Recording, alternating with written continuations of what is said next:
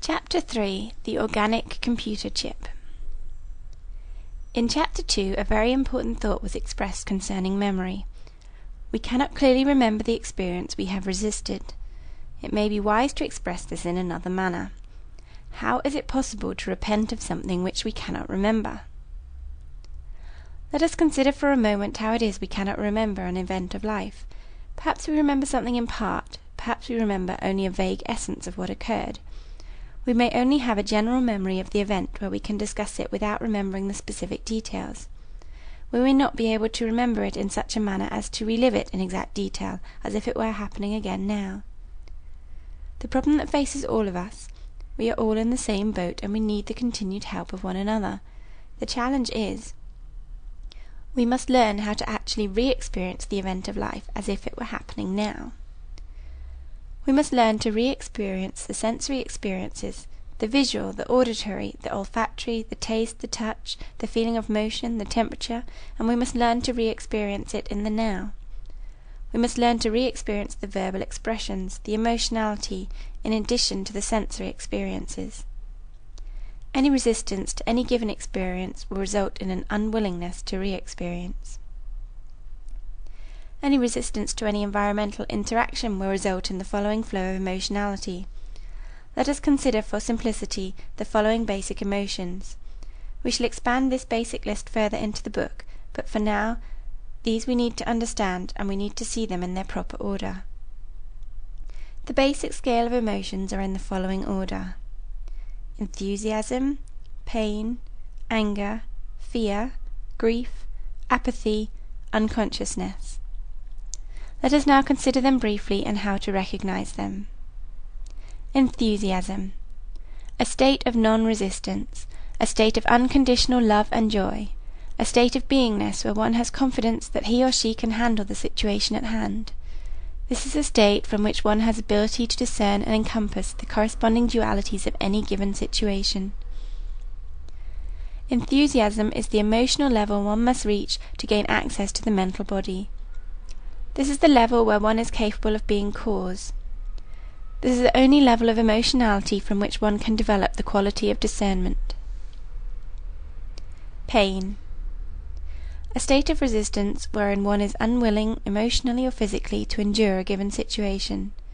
Since the attention is on desire to not have a given situation a certain way, anything contrary to the desired condition will be unacceptable, thus pain. All pain arises out of a desire to have things other than they are, which can be termed selfishness, or the unwillingness to accept things the way they are, in the ever-present now, which indicates a certain degree of resistance. The greater the resistance, the greater the pain. The greater the resisted pain, the downward path occurs into various degrees of anger. All pain arises out of attachment to desire to have things a certain way. This includes resistance as to how things are in the now. Anger. A state of one-pointedness where any other expression of a point of view which is out of harmony with one's own point of view is unacceptable. This is the level of controlling or intimidation of an opposing point of view. This is the level of destruction of any opposing point of view. If one cannot overcome the opposition at this level and feels vanquished, then one, through increased resistance, moves down the scale of emotionality into levels of fear. Fear. This is a state of running away from a given situation which one finds intolerable and difficult to control. This level indicates withdrawing from the situation, thus suppressing the event deeper into box 2. This can also indicate a withdrawal from the situation, so one can get a new perspective from outside the situation without the emotional turmoil. Grief. At this level, one is a victim, and in one's own mind can only cry about the given event. One is now very subjective and is incapable of being objective. At this level, one cannot take any action other than intellectual. Apathy. At this level, the person is unable to cry and can only focus on one's own inability to cope. The overwhelming feeling that one can do nothing about the given situation pervades the consciousness of the individual. Unconsciousness. Total unawareness of the situation. This is the position wherein one is totally the effect of a given situation and takes on the total quality of the event on a reactive level. One takes on the characteristics on a reactive level of the individual one could not deal with, all on a stimulus-response level. An example would be where a person hates her father, that she ends up acting just like the person they hate. The full explanation of this important concept shall be found in the next publication. Now, how does all this apply to the problem at hand? Let us consider that a person has a calcified joint. Let us consider that as pressure is applied on this given calcification by a finger or a thumb, that certain events begin to occur. Let us remember that when pressure is applied to a crystal in a physics laboratory, a current is emitted that can be measured. This crystal or calcification in the body is like an organic computer chip full of stored memory. As the crystal slowly dissolves under the method of sustained acupressure, which we shall call body electronics, the entrapped memory is released in the following manner. 1. First to be re-experienced is that which was last suppressed. Everything is re-experienced in the reverse order. This re-experiencing in reverse order is called the healing crisis. If you had not had the opportunity to listen to my 2 audio tapes on healing crisis, please make arrangements to do so. Therefore, the first that is re-experienced is the unconsciousness, and the individual will feel a varying degree of numbness to the given area or reflex area. After the numbness diminishes, we then come to the next level of suppressed experience as the crystal dissolves. 2. The feeling of apathy now arises to the fore, with feelings of inability to carry on or continue. After the feelings of "I can't do it anymore" or "I can't take it anymore," the next level of suppressed emotionality moves into our scope of awareness. 3. The next level of suppressed emotionality is the level of grief. Tears may form in the eyes with an outer expression of grief. At this level, we will only have a general memory of the event or trauma involved, as specific details will not yet be clear. The memory improves as the emotionality is released. 4. We then move into fear, which will be re-experienced in varying degrees. This is usually a very restless feeling, along with a feeling, "I have to get out of here, now." Thus, all must be explained to an individual ahead of time, as I am explaining it to you now. The person must be adequately prepared to re-experience this feeling as a part of the adventuresome romp through her emotions. Remember, that which has been suppressed is now being released to be lovingly and willingly endured until all reaction has been transmuted. At this point, we re-emphasize the importance of stilling the body, including the tongue, which is often the unruly member, and breathe deep and regular. While so doing, the individual is encouraged to lovingly and willingly endure all thought patterns, feelings, and word patterns that arise in the process. The key once again is to experience on the mental level, hologrammically, all that occurs on the physical level, that all may be lovingly and willingly experienced and released. Much more on this methodology later in this book. 5. After fear has been re-experienced, we then move into various levels of anger that a person should be forewarned of far in advance. This prevents any misunderstandings ahead of time, as even when the moment of truth appears and anger comes to the surface, even with the proper preparation, one may have a very emotional tussle on his hands with his own emotionality, because at this level reason goes right out the window. We must remember that it is our suppressed anger that is now surfacing, and it has nothing to do with that which is around us now. 6. After fear, the individual is encouraged to lovingly and willingly endure the anger from a controlled point of view. Remember, we do not encourage venting the anger. We transmute the anger with love from a position of complete self-control. After the anger is sufficiently endured, we come to pain. Pain is the capstone to memory. Only after the pain is lovingly and willingly endured will clear memory arise from the elimination of negative emotions resulting from resistance. Now, the re-experience of pain can take a variety of forms.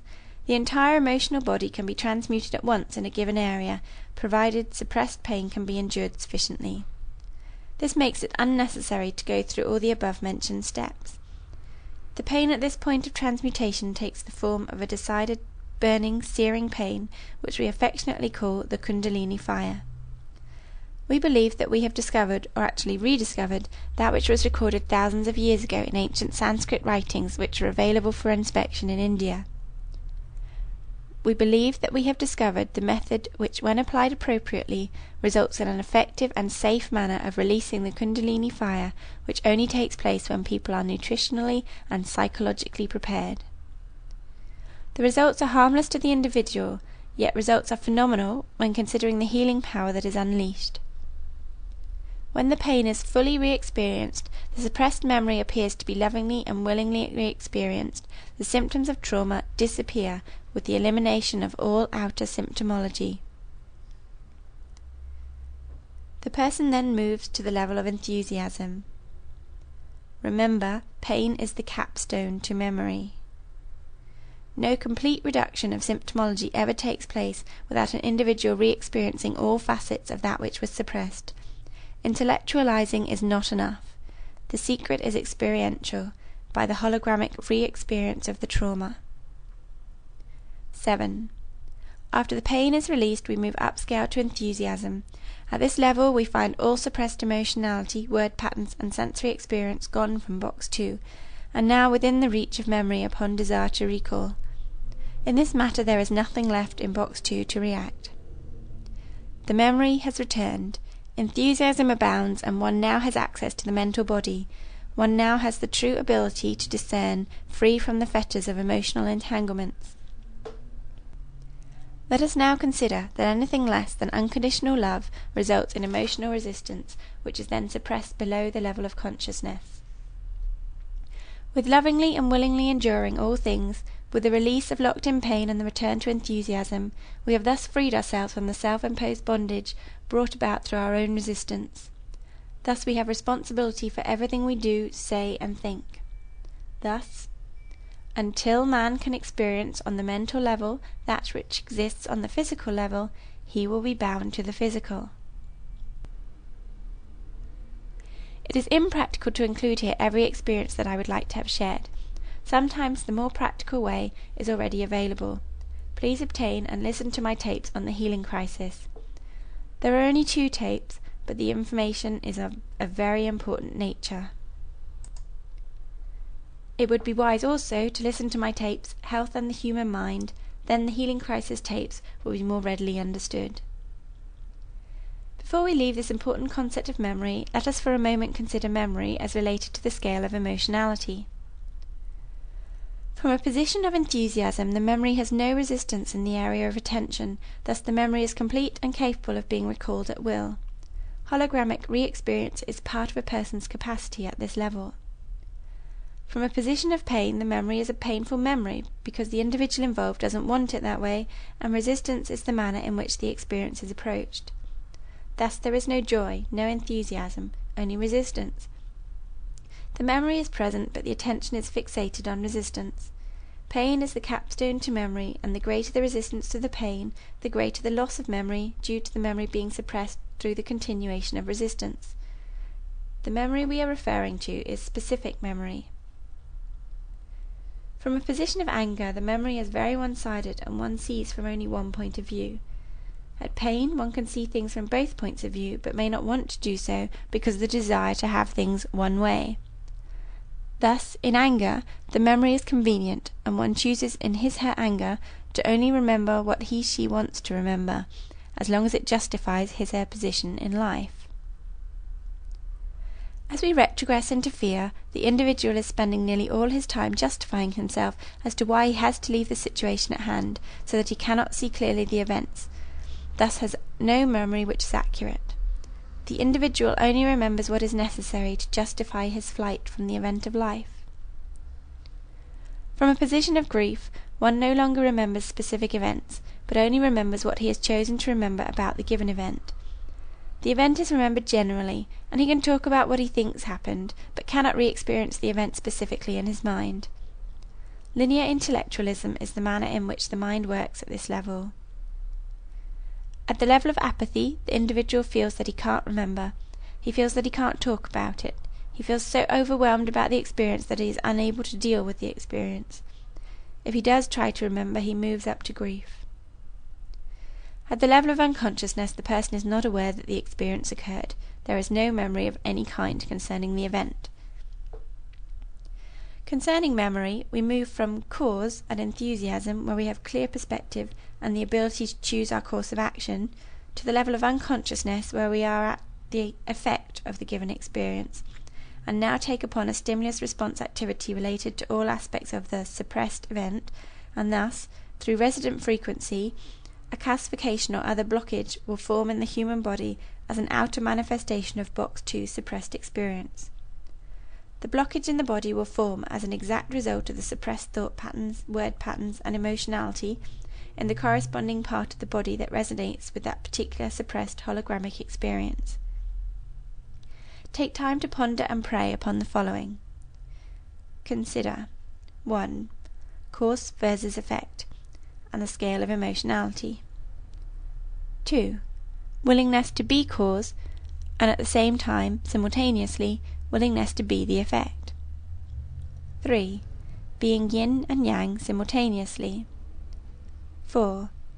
Lovingly and willingly enduring all experiences of life. 5. Lovingly and willingly enduring all cause and all effect of life. 6. Lovingly and willingly being cause and being effect simultaneously. 7. Being, a state of just being, with non-resistance, both cause and effect, and encompassing both with impartiality or equanimity. Just consider, ponder, and make it all right that everything isn't all together yet. If you don't think you understand it all, just be content to understand what you understand. If you look back 10 years, you will see how far you have come today. 10 years from now you can look back upon today in the same manner. We may think we understand, but at best we only understand in part.